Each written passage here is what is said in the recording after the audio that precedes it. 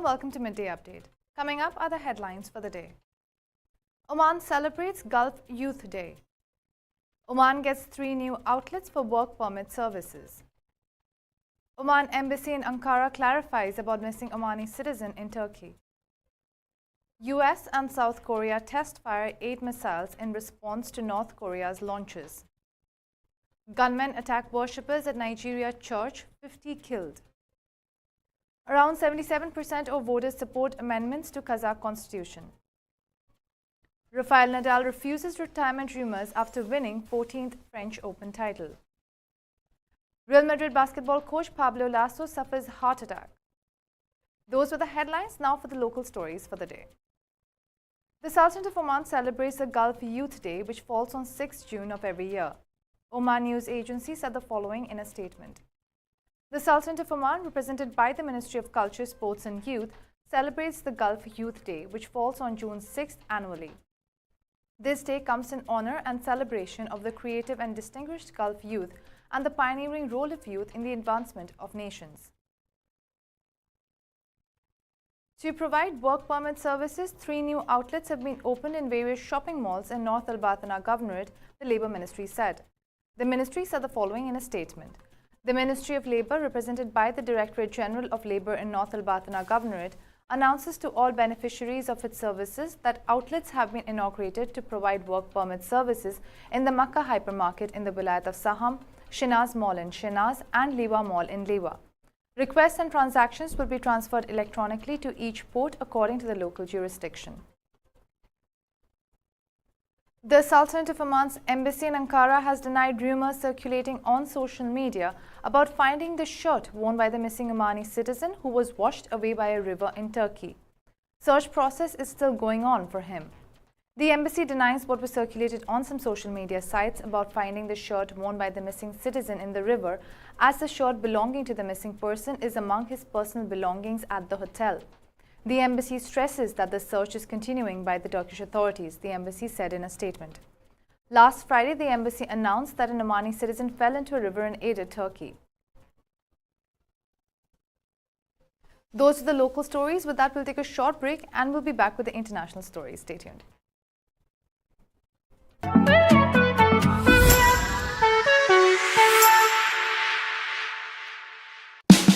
Oman's largest online supermarket now has no minimum order limit.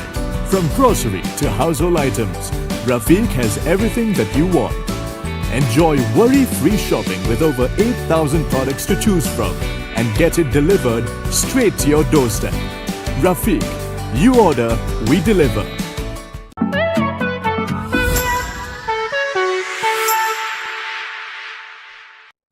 Welcome back to Midday Update. Now for the international stories.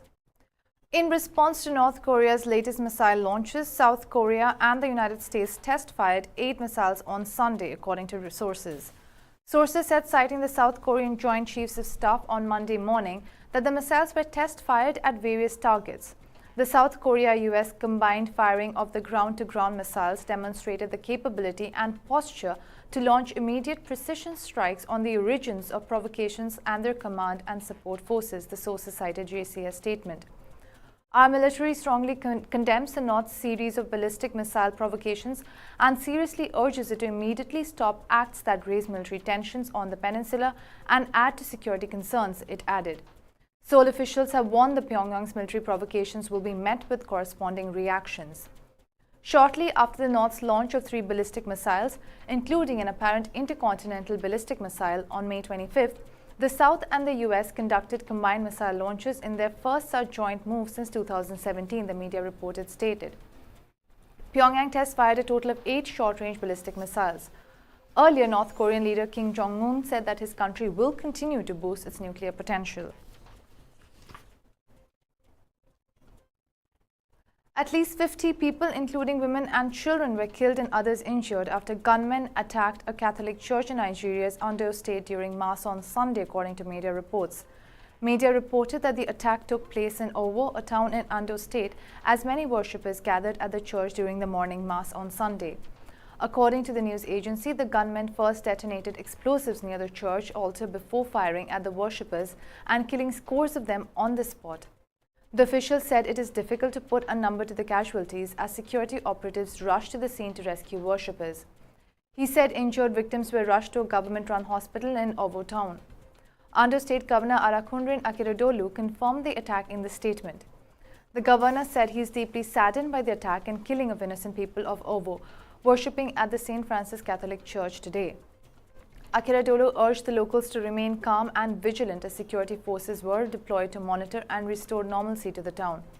As of Sunday night, there has been no claim or responsibility and the motive for the massacre was unclear. Officials were still assessing the toll of the attack on Sunday.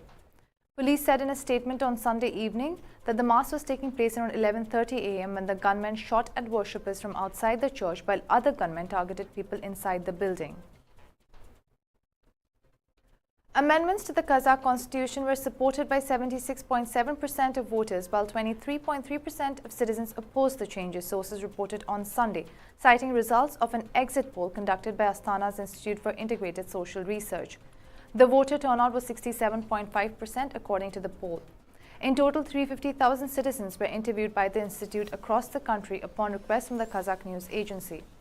In early May, President of Kazakhstan Kassym-Jomart Tokayev signed a decree that scheduled the referendum on constitutional amendments for June 5th. The amendments, based on citizens' requests, aim to create a legal framework for Kazakhstan's transition from a super-presidential model to a presidential republic, strengthening the role of country's parliament. In late May, former Kazakh President Nursultan Nazarbayev announced his intention to support the proposal to exclude provisions on his special status from the country's constitution during the upcoming referendum. Those with the international stories, we'll take a short break and we'll be back with the sports news.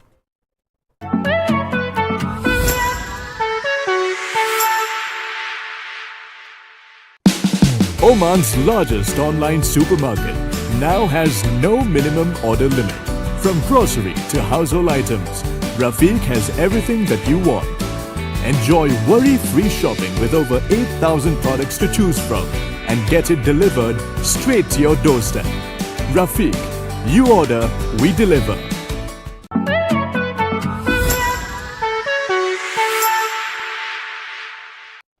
Welcome back to Midday Update, now for the sports stories.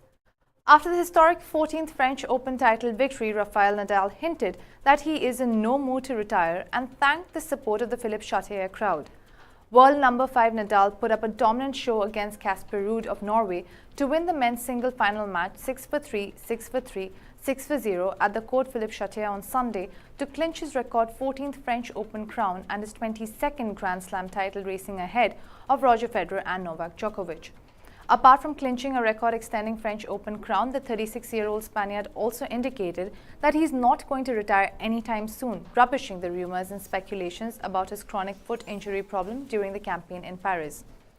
"I don't know what can happen in the future. I will keep fighting to try to keep going. For me, it is incredible to play here with amazing support from you to me," Nadal said during an on-court interview after winning his 14th French Open crown. Nadal thanked the Philippe Chatrier crowd for pushing him on throughout the course of the Roland Garros tournament. Nadal admitted that he needed pain-killing injections in his left foot before every match in Paris and will undergo treatment again in Spain. Real Madrid's basketball team confirmed on Sunday that the club's coach Pablo Lasso is in hospital after suffering a heart attack. Real Madrid CF confirmed our coach Pablo Lasso has been admitted to Sanitas La Moralia University Hospital after suffering a heart attack in early hours of this morning, the club's official website said. The 54-year-old suffered the heart attack hours after his side took a 2-0 lead in the best-of-5 semi-finals in the playoffs of the Spanish Liga ACB on Saturday night. The former player joined Real Madrid in 2011 and has become one of the most successful coaches in the club's history, leading them to 5 domestic ACB league titles, the Copa del Rey on 6 occasions and EuroLeague titles on 2 occasions. His side were beaten finalists in the season's EuroLeague final, losing a dramatic game 59-58 to Turkish side EFS Istanbul. Those are the local, international and sports stories for the day. For more updates, stay tuned and keep watching TTV. You've just heard the live feed from the TTV studios on TFM 95.4. Let's talk.